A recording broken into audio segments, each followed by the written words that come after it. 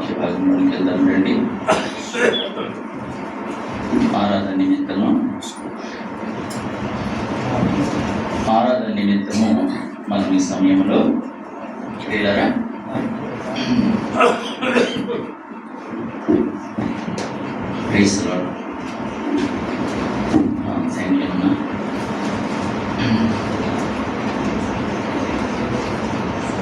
ఆది కాండము క్షమించండి, యోహాను గ్రంథము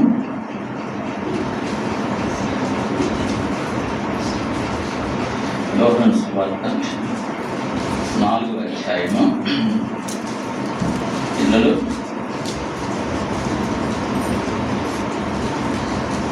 దయచేసి చదువుకున్నానండి. మనం ప్లేస్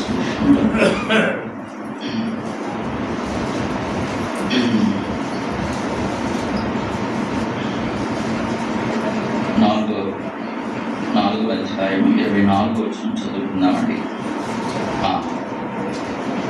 దేవుడు ఆత్మ కనుక ఆయన ఆరాధించేవారు ఆత్మతోనూ సత్యంతోనూ ఆరాధింపవలని ఆయన.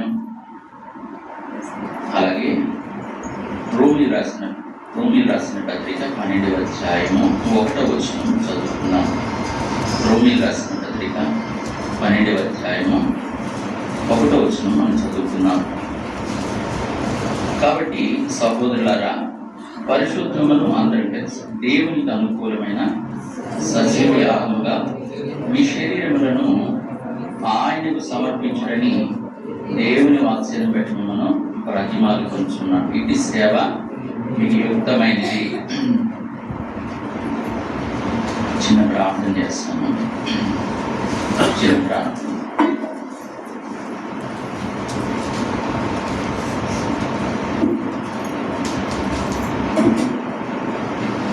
పరిశుద్ధుడా, జీవులు కలిగిన తండ్రి, మీ నామానికి వందనాలు. ఈ సమయంలో ఇలాగ నా శాలీ ప్రార్థన మందిరము గీసుకొండలో ప్రభువా ఆరాధన కొరకై మీరు సిద్ధపరిచిన ఈ యొక్క సమయాన్ని బట్టి స్తోత్రాలు చెల్లిస్తున్నాను. పాటల ద్వారా మీరు సహాయపడుతూ వచ్చారు, ప్రయాణంలో సహాయపడుతూ వచ్చారు. వచ్చిన ప్రేమలో పెట్టి స్తోత్రాలు. దయచేసి సమయము మాకు దేవునికరంగా చేయండి ప్రభువా. వారు యేసుని తప్ప మరెవరిని చూడలేదు, పనులేదనండి. కాబట్టి ప్రభువా, మీ మాట వల్ల మేము బ్రతుకుతాం. ఆత్మతో సత్యంతో ఆరాధించడానికి నన్ను మమ్మల్ని సిద్ధపరిచాం. కనికరించమని నన్ను కూడా మీ సిగుచాటు మరుగుపరచుకోమని మీ రక్త ప్రోక్షణకి ఎదిగి మేము వస్తూ మాకు ఇచ్చిన శ్రేష్టమైన సమయం పెట్టి వదనాలు చెల్లిస్తూ ప్రభు యేసుక్రీస్తు వారి నామంలో అడిగి పెట్టుకుంటున్నాం తండ్రి, ఆమేన్. పిల్లరా, దయచేసి గమనించండి. మన ప్రభువును రక్షకుడైన యేసుక్రీస్తు వారి నామంలో అందరికీ వందనాలు. ప్రైజ్ లాడండి అన్నలోకరికి. నా పేరు ఎస్ డేవిడ్ వ్యక్తారు, గాడ్ సర్వెంట్, మరి హెబ్రోన్ నుండి మీ మధ్యకు రావడానికి ప్రభు సహాయం చేశారు. నిజంగా తీసుకొని నేను ఎప్పుడు చూడలేదు. ప్రభు ఇలాగా అనుమతించాడు. చాలా సంతోషం మీ మధ్య ఉండడము. అన్న వాళ్ళకు కూడా ప్రయాసపడి మరి ఆటల్లో రిసీవ్ చేసుకున్నాను. నిన్నటి రాత్రిని యూలా ప్రార్థన మీద రావడానికి ప్రభు సాయం చేశాడు. చాలా సంతోషం. దయచేసి మరి సమయంలో ఆరాధన వర్తమానం నిమిత్తము మీరందరూ దేవుని మాటలు కనుక భక్తి శ్రద్ధలతో వింటారని మరి దేవుని సేవకుడుగా నేను నమ్మాలని తెలియజేస్తున్నాను. పిల్లలు అటు తిరగండి, ఎందుకంటే డిస్టర్బ్ అయిపోతారు. పిల్లలు మనం ఇప్పుడు ఎందుకు వచ్చామంటే దేవుని ఆరాధించడానికి.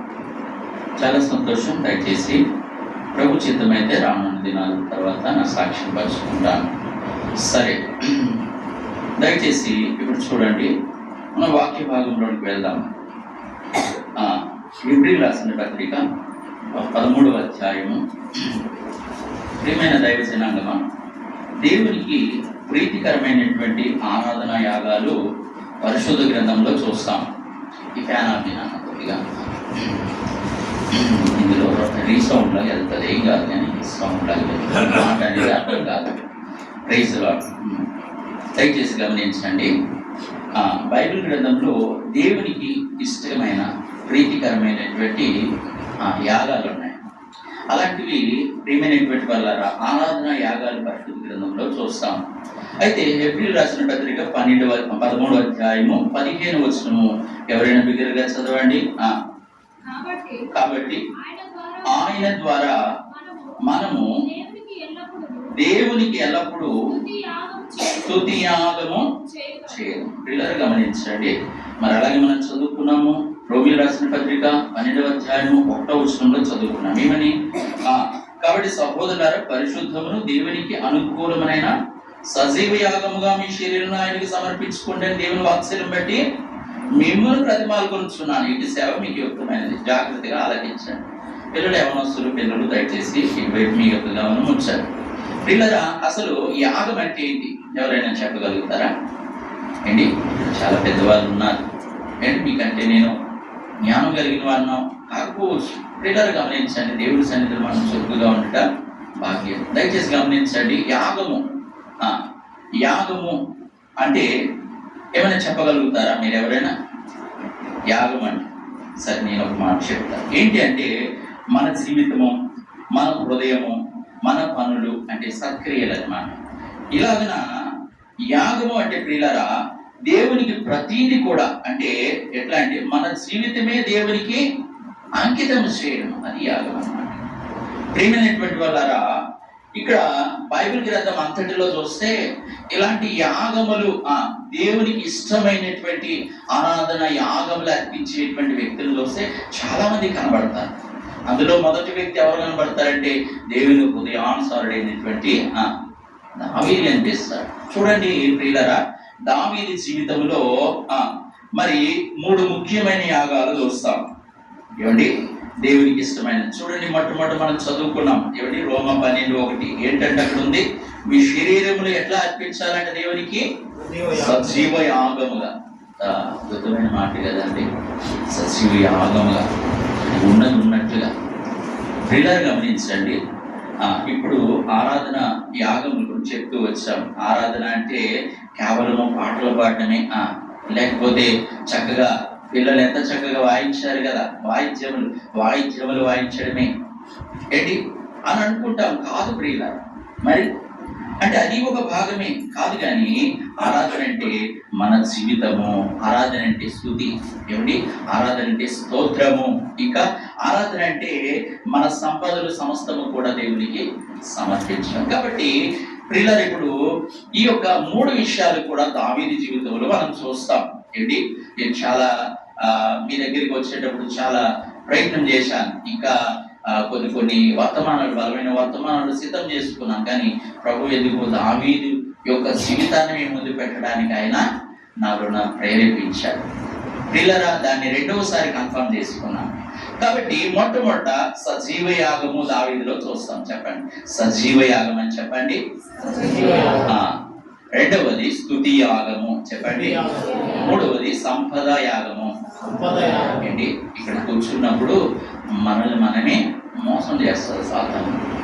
దేవుని మందిరానికి వెళ్ళావుగా కాదు, మనం ఇట్లా చెప్పడం వల్ల ఏమవుతుందంటే ఏమైనా మనకి నిద్ర వస్తున్నా, లేకపోతే ఇట్లాంటిది ఏదైనా బలహీనత అవుతున్నా ఏంటి, మరి అలాంటి సమయంలో ఈ యొక్క మాట, దేవుని మాట మనము చదవడం వల్ల, దేవుని మాటలు మరి దైవ సేవకులు చెప్పినప్పుడు ఆ యొక్క రెఫరెన్స్ కోడ్ తీసి చదవడం వల్ల మనకి అది చాలా మంచిది, మంచి అలవాటు. చురుకుగా ఉండట గొప్ప భాగ్యం. ప్రియులను గమనించండి, ఇక్కడ మొట్టమొదట కీర్తన గ్రంథము 27వ అధ్యాయం 4వ వచనం చదువుదాం. సజీవ యాగం అన్న మాట చదవండి దయచేసి ఎవరైనా. కీర్తన గ్రంథం 27:4 యెహోవా యొద్ద ఒక వరం అడిగి తిని దానిని నేను వెతుకుచున్నాను. యెహోవా ప్రసన్నతను చూచుటకు, ఆయన తన ఆలయములో ధ్యానించుటకు నా జీవిత కాలమంతయు నేను యెహోవా మందిరములో నివసింపగోరుచున్నాను. ప్రియులారా, సంపద, గౌరవము, సుఖము కాదు, ఇవన్నీ కాదు. కానీ నిజమైన ఆనందం ఏంటంటే ఏమండి, సంపద, ఈ లోకములో పేరు ప్రతిష్టలు ఏమండి, అవన్నీ కాదు. కానీ నిజమైన ఆనందము, నిజమైన సంతోషం ఎక్కడ ఉందంట? దేవుని సన్నిధిలో ఉంది. అండి, మన జయరాజన్ గారు, జాన్ విక్టర్ గారు కానీ వాళ్ళు సిగ్నేచర్ ఏమైనా పెట్టాలి అని అన్నప్పుడు పిల్లలు ఇష్టపడతారు కదా, యూత్ మీటింగ్లో వారు పెట్టినప్పుడు నేను చూసిన ఏమని చూశారు, మీ కుడి చేతులు ఏమున్నాయి, నిత్య సుఖములు గలవు ఆ మాట రాశారు. చూడండి, వారికి ఏం తక్కువ, జయరాధవన గారు కానీ లేకపోతే ఇంకా చాలా మంది ఉన్నారు. కానీ వాళ్ళు దేవుని సన్నిధిని వారు అనుభవిస్తున్న విధానం, వారు వర్ణిస్తున్న విధానం, ఆ వాక్యమును ఎత్తిపెడుతున్న విధానం చూసినప్పుడు దేవుని మనం ఆరాధించకుండా ఉండలేదు. ప్రియులారా గమనించండి, మరి మన సంపద, గౌరవము, పేరు, ప్రతిష్టలు కాదు కానీ నిజమైన ఆనందము నీ సన్నిధి, దేవుని సన్నిధి. ప్రియులారా, మరి నా సంతోషము దేవుని దగ్గర ఉండటం అనేటువంటి మాట దావీదు చెప్పడం చూస్తున్నాం. పక్క మాట చదవండి, కీర్తనలు 16:11 ప్రక్క అధ్యాయం, కీర్తనలు 16:11. నీ సన్నిధిని సంపూర్ణ సంతోషము కలదు, నీ కుడి చేతులు ఏమన్నాయి, నిత్యము సుఖములు గలవు, దేవా నీ చిత్తము నెరవేర్చడం నాకు సంతోషము అని అంటున్నాడు దావీదు. కాబట్టి ప్రియులారా, దావీదు మాటలతోనే కాదు, దావీదు మాటలతోనే వర్ణిస్తున్నాడా, కాదు, సజీవ యాగంగా క్రియలతో కూడా చేస్తున్నాడు. ప్రియులారా, మాట చూద్దామా రండి. 1 సమూయేలు 17వ అధ్యాయం చూడండి, ఏం చేస్తున్నాడు ఆయన. దావీదుని ఇక్కడ దావీదు గొల్యాతుని ఎదుర్కొంటున్నాడు చూడండి. అంటే దేవుని నిమిత్తము తన ప్రాణమును కూడా త్యాగం చేయడానికి సిద్ధమవుతున్నాడు. ఆ వచనం చదవరా, 17:45 చదువుతాను. దావీదు, నీవు కత్తిని, ఈటెను, బల్లెమును ధరించుకుని నా మీదకి వచ్చుచున్నావు. అయితే నీవు తిరస్కరించిన ఇశ్రాయేలు సైన్యములకు అధిపతిగా యెహోవా పేరట నేను నీ మీదకి వస్తున్నాను. చూడండి, నా దగ్గర నేను రథములు బట్టి, గుర్రములు బట్టి, పారో బట్టి నేను సంతోషించడం లేదు. గొల్యాతు మరి నా దేవుడని యెహోవాను బట్టి. అందుకే మన సహోదరులు పాడినటువంటి ఆ పాటలు మధురము, అద్భుతంగా ఉంటాయి. పిల్లలు గమనించండి, దావీదు గొల్యాతుని ఎదుర్కోవడానికి తన ప్రాణమును ఏం చేశాడో తెలుసా, ప్రమాదములు పెట్టాడు. యుద్ధంలో ముందులైన ఉండడం అంటే ఏంటి పిల్లలు, వెళ్తామా మనం? అమెరికా సైడు ఆడపిల్లలు కూడా ఏంటి, యవనస్తులు కొంతకాలము ఏం చేయాలి, యవనస్తులు మగవాళ్ళైనా ఆడపిల్లలైనా యుద్ధంలో ఉండాలి. అట్లా తయారు చేస్తారు వాళ్ళు, ముందు వరుసలో ఉండాలి. అంటే ఇప్పుడు ఈ యొక్క దావీదు గొల్యాతుని ఎదుర్కోవడానికి ఏం చేస్తున్నాడంటే తన ప్రాణమును పణంగా పెడుతున్నాడండి. ఇదండి ఆరాధన అంటే. కాబట్టి దేవుని పని కోసము దావీదు ఏం చేస్తాడంటే జీవితాన్ని కూడా వదులుకోవడానికి, అరే క్యారెట్ తీసుకొని రావడానికి వచ్చినావు, వాళ్ళ అన్న అంటాడు, బాగానే ఉంది, నాయన పొమ్మన్నాడు, క్యారెట్ తీసుకుని వచ్చావు, యుద్ధంలో ఏమేమన్నాము, అదిగో ఎప్పటి నుండో త్వరలు కొడుతున్నాడు రా, మీలో ఎవరైనా ఉన్నాడా నన్ను ఓడించడానికి అని దావీదు యుద్ధ రంగంలో కేకలు వేస్తున్నాడు, దేవుడిని దూషిస్తున్నాడు, దేవుని పిల్లలు దూషిస్తున్నాడు. పిల్లలు అలాంటి సమయంలో అరే అన్నట్టాడు, వచ్చినట్టుగా, చూసినట్టుగా, చూస్తైతే చూసినావు పోరా, క్యారెట్ ఏం ఇచ్చినావు పోరా, ఇదిగో మీ రాజుగారు తీసుకొచ్చినటువంటి విలువైన ఆహారం మా దగ్గర ఉంది, తినిపోరా, చిన్నోడు రా, నీకు ఎందుకురా అలా నీకు తెలవదుకో. వాడు నా దేవుడిని దూషించేది.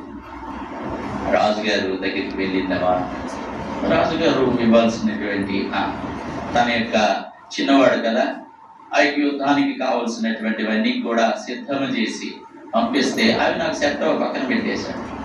ఆయన దగ్గర ఏదైతే ఉందో, స్తుతి ఉంది, ఆయన దగ్గర ఏముందండి, ఒడిసెలు ఉన్నాయి, అవి ఆధారం చేసుకున్నాడు.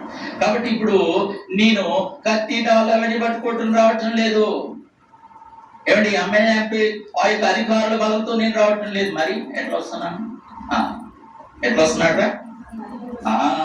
ఎంత బాగుంది, నాతో పాటు చెప్పండి. ఇజ్రాయేలీలా చెప్పాలి, ఇజ్రాయేలీలా సైన్యములకు అధిపతియగు యెహోవా పేరట నీ మీద వచ్చున్నాను మాట చెప్తున్నాడు. మనకి ధైర్యం ఏంటి, ఎంత ధైర్యం వస్తుంది కదా ప్రియులారా. కాబట్టి ఆ పేరిట, ఆ దేవుని పేరిట వచ్చినటువంటి మన పితరులు వెనక్కి వెళ్ళిపోలే, నష్టాలు. అన్న కూడా దేవుని సన్నిధికి వచ్చింది, ఖాళీగా వెళ్ళిపోలే, వచ్చినట్టు పోలే, మన క్షేమం అవుతుంది వెళ్ళు. కాబట్టి మనం ప్రక్కకు వెళ్ళకూడదు. మన గురి ఏంటంటే ఏమిటి? దావీదు. ప్రియులరా, దావీదు గొల్యాతును తన ప్రాణాన్ని కూడా ప్రమాదంలో పెట్టడానికి ఇష్టపడ్డాడు. దావీదు మరి ఏం చేశాడంటే దేవుని పని కోసం దావీదు తన జీవితమును కూడా వదులుకోవడానికి ఇష్టపడ్డాడండి. అది త్యాగం. ప్రియులరా గమనించండి. కాబట్టి ఈ యొక్క దావీదు తన ప్రయోజనం కొరకు గాని, ఈ దావీదు పేరు కొరకు గాని, ప్రతిష్ఠ కొరకు గాని, సంపద కొరకు గాని ఆయన పాపులాడలే. మరి ఏం చేశాడో తెలుసండి? తను తాను సమర్పించుకోవడం అంటే ప్రాణం కూడా త్యాగం చేయడం అనేది గొప్ప విషయం. ఇలాగా గమనించాను. బైబిల్ గ్రంథంలో ప్రాణం గురించి మాట్లాడినటువంటి మరి దైవ సేవకులు, అపోస్తలులు ఎవరు మాట్లాడారు? పౌలు గారు వచ్చినటువంటి విశ్వాసుల గురించి మాట్లాడారు. ఎవరు వాళ్ళు? తనతో సహకరించినటువంటి వాళ్ళు. ఎవరు వాళ్ళు? చెతపని లాంటి వాళ్ళు. ఎవరు వాళ్ళు? దేవుని పని కొరకు చోటించిన వారు. ఎవరు వాళ్ళు? సువార్తలో పాలిభాగం పొందినటువంటి వారు. ఇలా ఎవరాలంటే అబులా, ప్రిస్కిల్లా ఏం చేయడానికి వెనకపోలేదు, ప్రాణం పెట్టడానికి కూడా పోలేదు. అపోస్తుల పాదముల యొద్ద డబ్బులు, చరాస్తులు ఏమిటి అవి పెట్టడమే కాదు, ఈ యొక్క అబులా, ప్రిస్కిల్లా గురించి ప్రాణము పెట్టడానికి వెనకపోలే. సఫీరాల లాంటి వాళ్ళు ఉంటారు. ఇప్పుడు ఇలా అది వేరే సంగతి. కాబట్టి ఇక్కడ ప్రాణత్యాగము. అందుకే దావీదు మహారాజు అన్నాడు, ఏమన్నాడండి? మొట్టమొదటి మనం చదువుకున్నాం రా. ఏం చదివామమ్మా? చూడన్నా 27:4 కీర్తనలు. యెహోవా యొద్ద ఒక వరము అడిగి తిని నేను దాన్ని వెతుకుచున్నాను. యెహోవా ప్రసన్నత చూచుటకు, ఆయన ఆలయంలో దాన్ని ధ్యానించుటకు నా జీవితకాలం అంతయు ఆయన మందిరంలో ఏం చేస్తున్నాను? నా జీవితకాలం అంతయు అనేటువంటి మాట చూస్తున్నాను. పిల్లలు గమనించండి. మొదటిసారి కనుక కొద్దిగా వాక్యం అనేది కొద్దిగా విషయాన్ని అక్కడ మొత్తం అంటే క్లుప్తంగా చెప్పాలి. ఇప్పుడు దావీదు జీవితంలో సజీవ యాగము, సంప్రదాయ యాగము, స్తుతి యాగం గురించి చెప్పాలన్నప్పుడు ఒక 5 నిమిషాలు 10 నిమిషాలు అటు ఇటు అవుతారు. దాన్ని మీరు అర్థం చేసుకోవాలి. ఎందుకు దాన్ని న్యాయం చేయాలని. మరొకసారి దేవుడు నాకు అవకాశం ఇచ్చినప్పుడు అట్లా సమయం నేను మించిపోను. కాబట్టి అది రైట్ టైమేనా పిల్లలు మనం పెట్టింది? అట్లా పెట్టాలి, లేకపోతే మాకు అర్థం కాదు. పిల్లలు గమనించండి. మరి ప్రియులరా, ఇప్పుడు దావీదు జీవితంలో నా జీవిత కాలం అంతా ఏం చేయబోతున్నాను? దేవుని మందిరంలో నివసింపబోతున్నాను, ఆయన స్తుతిస్తున్నాను. అందుకే నా ప్రాణం యెహోవాను సన్నతించి ఆయన చేసిన ఉపకారములు దేన్ని కూడా మరొకమంటాడు. ప్రియులరు గమనించండి.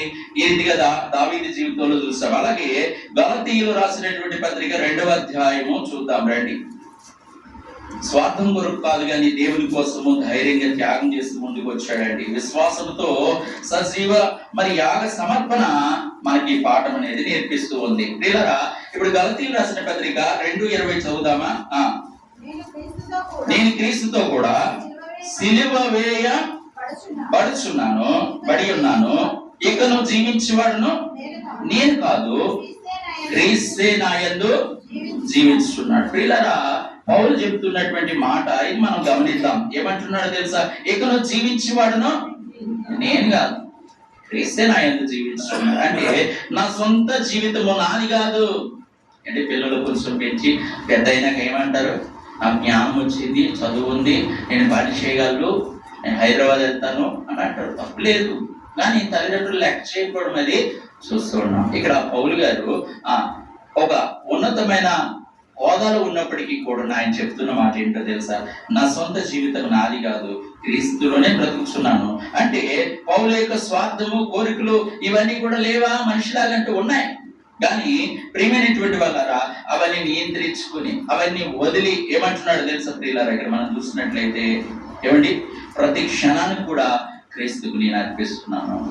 అందుకే మాట మనం చూస్తూ ఉన్నాం. ఇక్కడ జీవించేవాడును నేను కాదు, క్రీస్తే నా యందు జీవించున్నాడు అనేటువంటి మాటను మనం చూస్తున్నాం. ఇది నిజమైన యాగానికి గుర్తుగా పౌలు ఉన్నాడు. ప్రియులారా, కాబట్టి ఇక నేను బ్రతికి ఉండటం లేదు కానీ క్రీస్తే నాలో బ్రతుకుతున్నాడు. చావైనా బ్రతుకైనా క్రీస్తే. ప్రియమైనటువంటి వాళ్ళ మాటలు మనం చూస్తున్నాం. మొదటిగా మనం చూసుకున్నాం కదా, ఏం చూసుకున్నామండి? ఇప్పుడు సజీవ యాగం. రెండవది స్తుతి యాగం చూద్దాం రండి. కీర్తన గ్రంథం 34వ అధ్యాయము.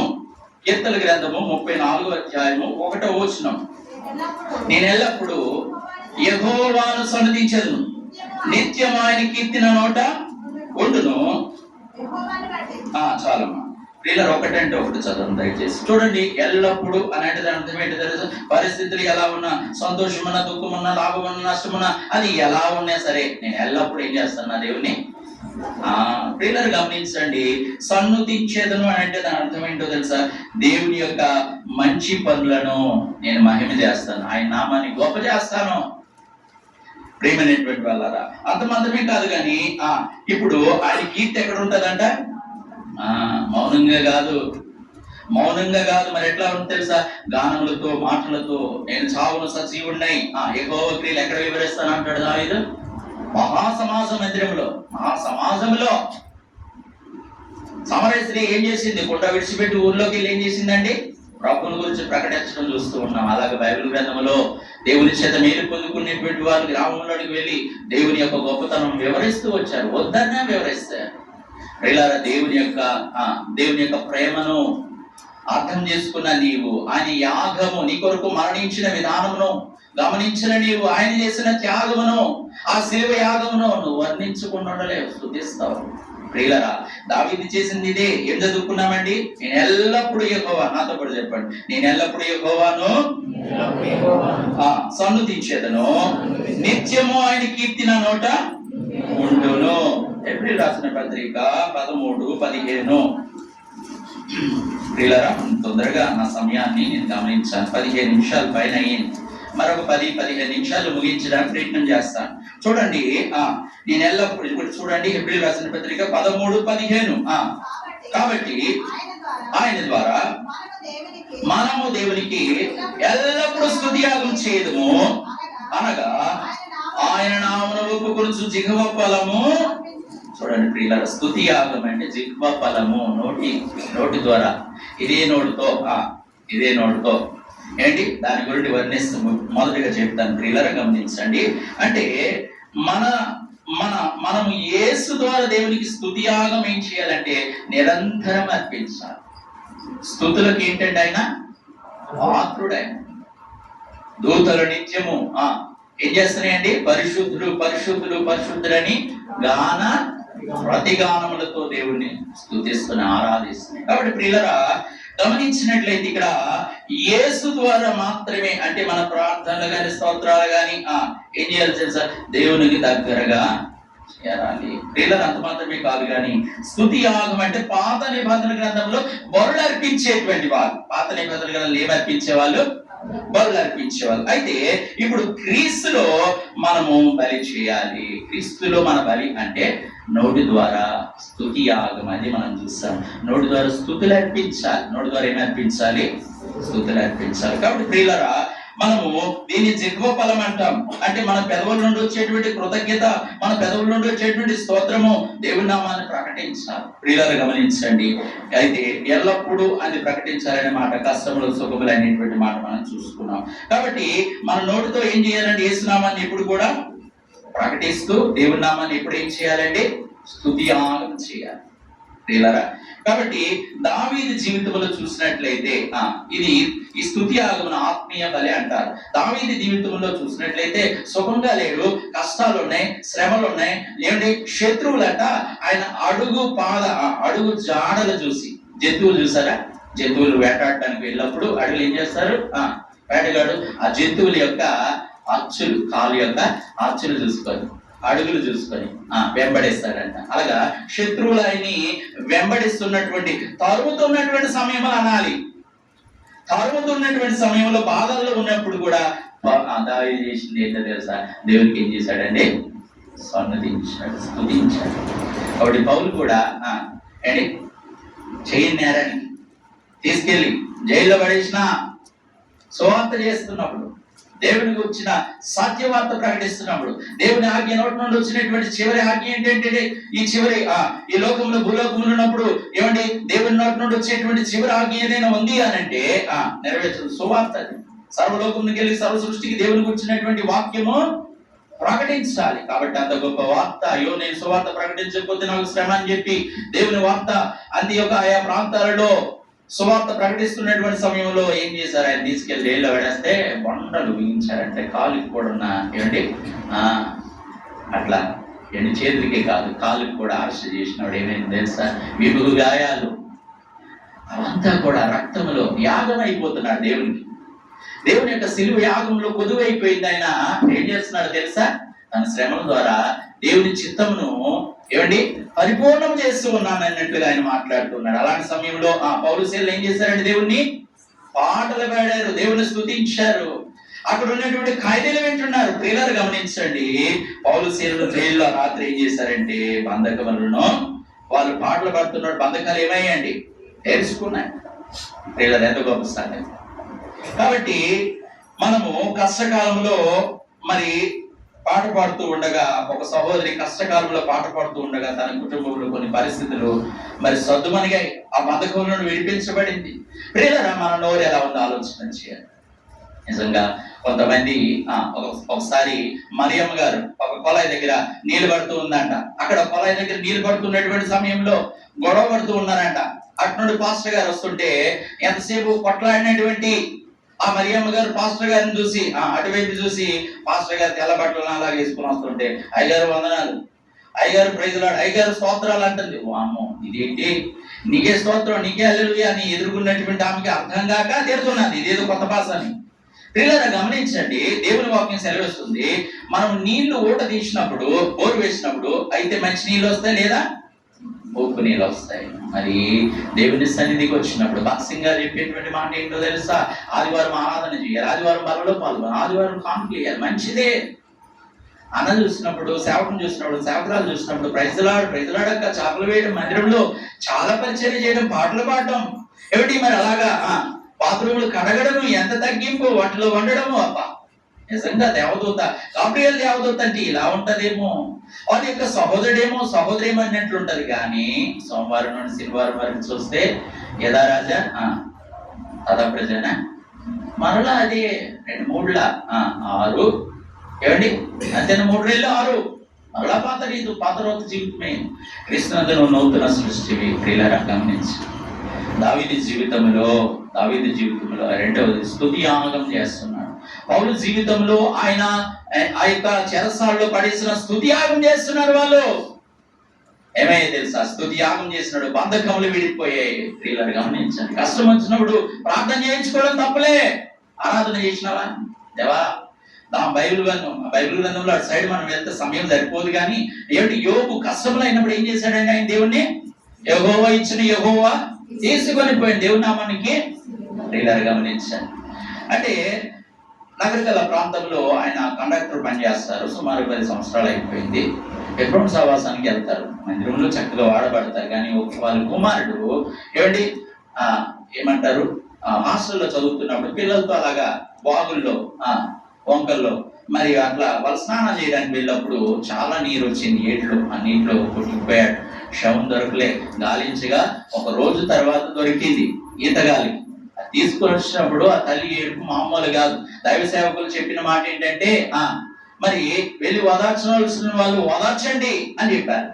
అలాంటి సమయంలో నేను కూడా వెళ్ళి వారి కొరకు ఎలా ఓదార్చాలో నాకు తెలియనప్పుడు యోబు గ్రంథంలో ఉన్నటువంటి ఆ మాటను నేను ఆధారం చేసుకొని చెప్పడం జరిగింది. అవిమోచకుడు సజీవుడు, ఆయన నేను కన్నులారా చూస్తున్నాను. యెహోవా ఇచ్చిన యెహోవా తీసుకొని పోయాను. దేవుని నామానికి స్తుతి కలుగునుగా ఆ మాట చెప్పాను.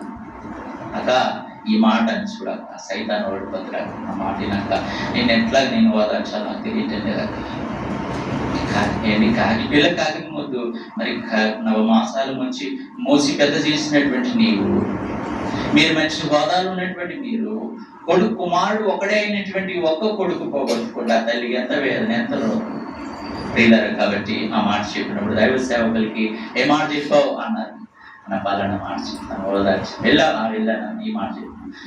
వెంటనే శనివారం రోజు ఆ మాట చెప్పిన, ఆదివారం రోజు అది వర్తమానం ఆయన చెప్పారు. యోబు గ్రంథంలో ఆ మాట ఆధారం తీసుకొని చెప్పారు. అంటే ఆయనతో మాట్లాడేటి ప్రభు ఆయన. కాబట్టి మంచి దైవ సేవకు. కాబట్టి ప్రియులారా గమనించండి, మొట్టమొదటి మనం చూసుకున్నాం దావీదు జీవితంలో ఏంటండి చెప్పాలి? సజీవ యాగం. రెండవది స్తుతి యాగము.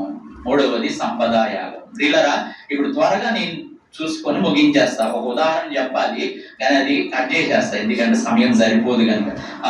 ఒక పాట, ఒక చరణం గుర్తు చేస్తాను మీకు. ఆత్మ ప్రాణ దేహము అర్పించు తలంపులు క్రియలు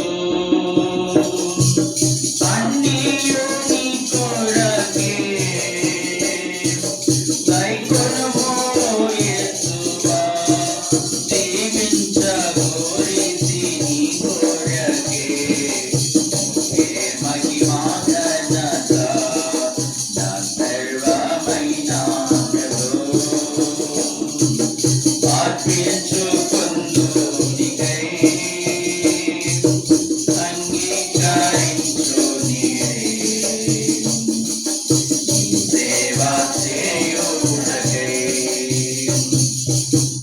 చాలా సంతోషం. చివరిగా నేను ముగింపులోకి వచ్చాను. కొన్ని వచ్చినా చదివి ముగించేస్తాను ప్రియులారా. ఎందుకంటే అరగంట ముద్దంట వాక్యం, 40 నిమిషాలు వద్దంట. నేను అరగంట కూడా దాటలే, 40 నిమిషాలు కూడా రాలే. మరి గంట వద్దండి. కానీ ప్రియులారా, దేవుని వాక్యం ఎంత విన్నా, ఎజ్రా వాక్యం చెప్తున్నాడు, వారంతా అలా చాలాసేపు నిలబడిపోయారంట. పౌలు రాత్రంతా బోధిస్తారంట. అంటే దేవుని మాటలు అంత మధురంగా ఉంటాయి. దేవుడైన మాటలు కాదు, దేవుడైన మాటలు దేవుడైన సాక్ష్యం అవసరం లేదు. దేవుని మాటలు అంత జీవం కలిగింది. కాబట్టి ప్రియులారా, దేవుని సన్నిధిలో ఉన్న మనము ఎంత ధన్యం. కాబట్టి వాటిని మనము నెమరు వేసుకుంటున్నాం. ప్రియులారా, చివరికి వచ్చేసాం మనము. చూడండి, 1వ దినవృత్తాంతాలు 22వ అధ్యాయము.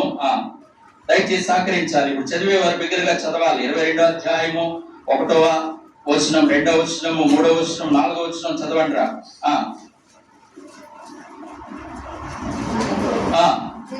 దేవుడైన యెహోవా నివాసస్థలం ఇదే. త్వరగా చదవమ్మా.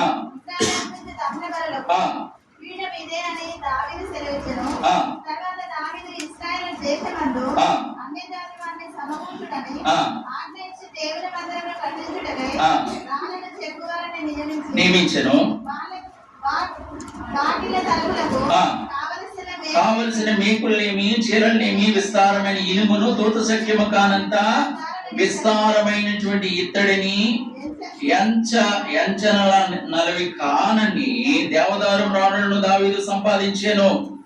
చూడండి ప్రియులారా, గమనించండి. మరి అలాగే 22:14 కూడా చూద్దాం. ఏంటి వాక్యము వినాలి కొన్ని సందర్భాలలో. చూడండి 24:14 ఖచ్చితంగా ఇది మీరు చూడాలి, పిల్లలు వినాలి. ఇదిగో నేను నా కష్ట స్థితిలోనే ప్రయాసపడి యెహోవా మందిరం కొరకు 2 లక్షల మనుగుల బంగారమును, 10 కోట్ల మనుగుల వెండిని, తూచ సఖ్యము కానంత విస్తారమైనటువంటి ఇత్తడిని, ఇనుమును సమకూర్చి ఉన్నాను. రాణులను రాళ్లను కూర్చి ఉంచితిని, నీవు ఇంకను సంపాదించుదువుగాక. ప్రియులారా, ఇలాగ చూసినట్లయితే పని చేయదగినటువంటి విస్తారమైన శిల్పకారుల చేత కానీ కాసేటువంటి పనివారును, వడ్రవారును, ఏ విధమైనటువంటి పనినైనను నెరవేర్చగల ప్రతి పనివారు నా యొద్ద ఉన్నారు.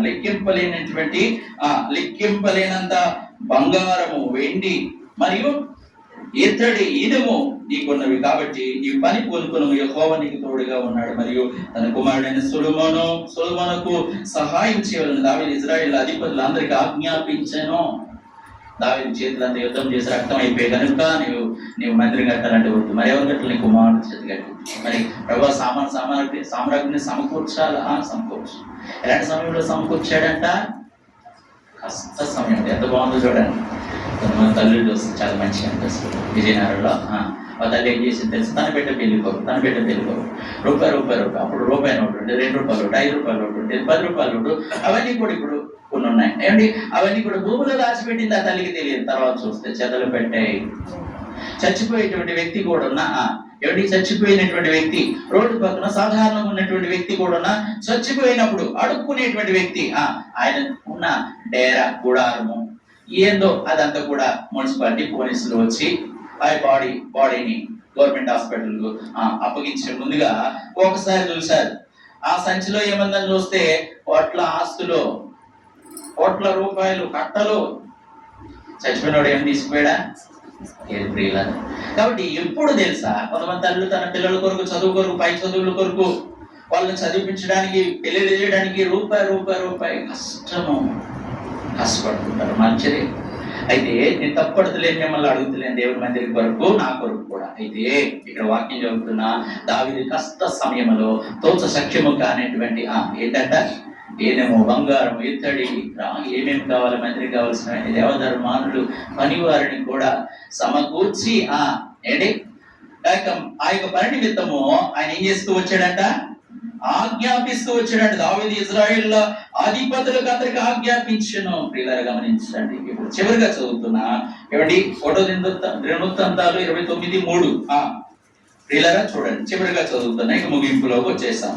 మరియు నా దేవుని మందిరం మీద నాకు కలిగి ఉన్నటువంటి మక్కువ చేత నేను ఆ ప్రతిష్టమైన మందిరం నిమిత్తము సంపాదించి ఉన్న వస్తువులు కాక నా సొంతమైనటువంటి బంగారము, వెండి నా దేవుని మందిరం నిమిత్తము నేను ఇచ్చేదను. చూడండి మాట ఎంత బాగుంది. నా సొంతమైన మాట, నా సొంత బంగారం, నా సొంత వెండి, ఊర్లో ఉన్నది కాదు, ఊర్లో వెళ్ళి మనము అడిగింది కాదు, కానుక కాదు, చందా కాదు, మరి నా సొంత, నా కష్టార్జితం, నేనెవరికి భారం ఉండకూడదని నా స్వహస్తములతో అంటాడు పౌలు. ప్రియులనే ఎంత బాగుంది చూడండి. కాబట్టి ఇప్పుడు ఆయన చెప్తున్న మాట ఏంటంటే, గదుల గోడల రేకు మూతలకు బంగారు పనికి బంగారంను, వెండి పనికి వెండి పనివారు చేయు ప్రతి విధమైనటువంటి పనికి 6,000 మణుగుల ఓఫీరు బంగారములను, 14,000 మణుగుల పుటమును వేయబడిన వెండిని ఇచ్చుచున్నాను. కాబట్టి ఈ దినమున యెహోవా ప్రతిష్టముగా మనపూర్వకంగా ఇచ్చువారు ఎవరైనా మీలో ఉన్నారా అని అంటాడు. మరి చూడండి, స్కూల్లో ఏంటి సైన్స్ రెడ్డి అంటారు, ఇక రెడ్డిస్ అంటారు, శ్రీనివాసరావు గారు. అంటే ఆయన చాలా నీట్గా ఉంటారు, బాగా చెప్తారు. కానీ ఆయనకి సెక్రటరీ అలవాటు ఉంది. ఆయన చేసినటువంటి పనికి ఈ యొక్క స్కూల్లో ఉన్నటువంటి వ్యక్తిని అడిగాడంటారే, సిగరెట్ తాగరా అన్నాడు. మరి ఒకరోజు ఈయన తాగుతున్నాడు, సార్ తాగుతున్నాడు, పోయి అడిగిండు, సార్ నాకు తాగొద్దన్నారు, మరి మీరు తాగుతున్నారు అని.